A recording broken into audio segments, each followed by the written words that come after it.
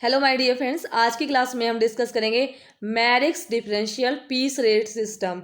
Merrick's ने modify किया था Taylor differential piece rate system को। इस सिस्टम के अंदर मिनिमम वेज को अश्योर किया जाता है। वो जो भी वर्कर जो होते हैं उनको मिनिमम वेज कितना मिलेगा उसकी भी अश्योरिटी दी जाती है। और सजेस्ट किया जाता है separate differential piece rate in increasing order. Increasing order में सेट किया जाता है एक अलग डिफरेंशियल पीस रेट को। इस सिस्टम के अंदर क्या किया जाता है, standard wage rate are decided for different job. अलग अलग जॉब के लिए डिफरेंट जो स्टैंडर्ड वेज रेट डिसाइड किया जाता है। अलग अलग जॉब होती है उसके अकॉर्डिंग वेज रेट से इस तरीके से R1 R2 and R3 are fixed for each type of job in increasing order. यानी कि जो वेज रेट है जैसे कि R1 R2 इंक्रीजिंग ऑर्डर में डिसाइड करा जाता है हर एक जॉब के लिए।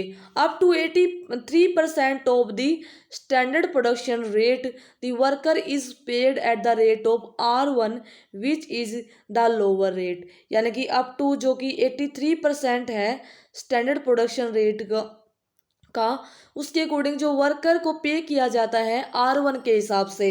यानी कि जो R1 वेज रेट है उसके हिसाब से प्रोड्यूस करा जाता है और R1 क्या है, कम है सबसे।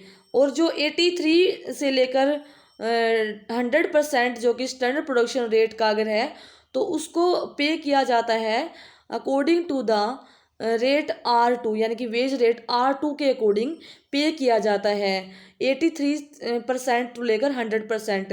और above 100% of the standard production rate, अगर स्टैंडर्ड प्रोडक्शन रेट से यानी कि ज़्यादा प्रोड्यूस करा है तो वर्कर को पे किया जाता है eight the rate of R3, जो कि वेज रेट ज़्यादा सबसे ज़्यादा रेट है ना उसके अकॉर्डिंग दिया जाता है।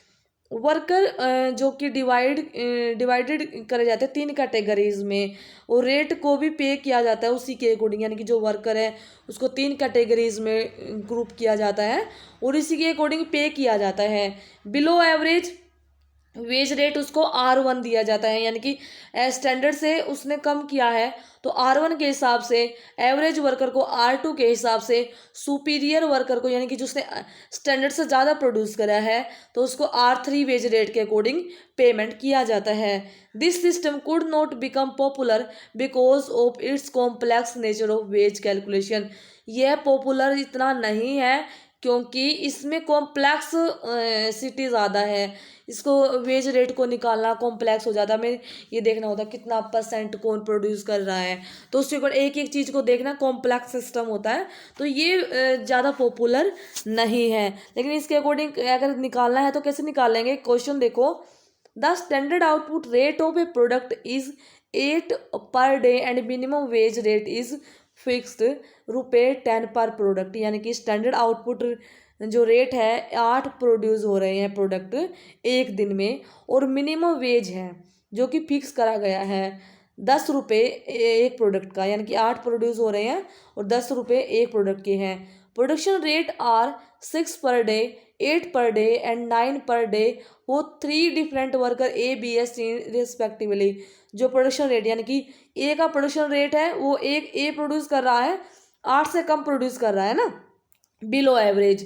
तो ए 6 प्रोड्यूस कर रहा है, बी प्रोड्यूस करा 8 जो कि एवरेज है जो कि स्टैंडर्ड है उसी के ही इक्वल प्रोड्यूस कर रहा है। और सी क्या है, 9 प्रोड्यूस कर रहा है, मतलब उसके ज़्यादा प्रोड्यूस कर रहा है, 8 से ज़्यादा प्रोड्यूस कर रहा है। ठीक है, तो इस तरीके से हमें कैलकुलेट करना देयर डेली वेजेस क्या रहेंगे ए बी एंड सी के। Take the wage rate for average worker and superior worker as 8% and 20% above the minimum wage rate. जो मिनिमम वेज रेट जो है कितना था, 10 था, तो उसी का 8% 20% लेना है जो वर्कर है यानी कि एवरेज वर्कर है और उसका जो अच्छा वर्कर है उसी के लिए।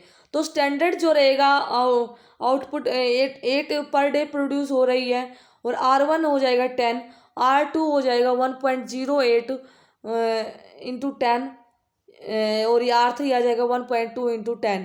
तो ये इतने रुपीज़ आएंगे। R1 को ₹10, इसको R2 को 10.8 एंड R3 के लिए 12 हो जाएगा। ठीक है, then 83% of the standard rate अगर करें तो ये आ जाएगा 7।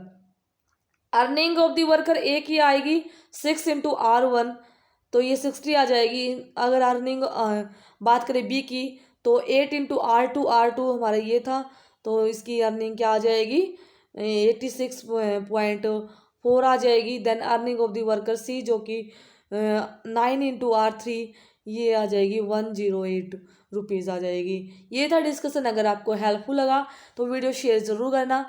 मिलते हैं नेक्स्ट वीडियो में नेक्स्ट लेक्चर के साथ में। Have a nice day.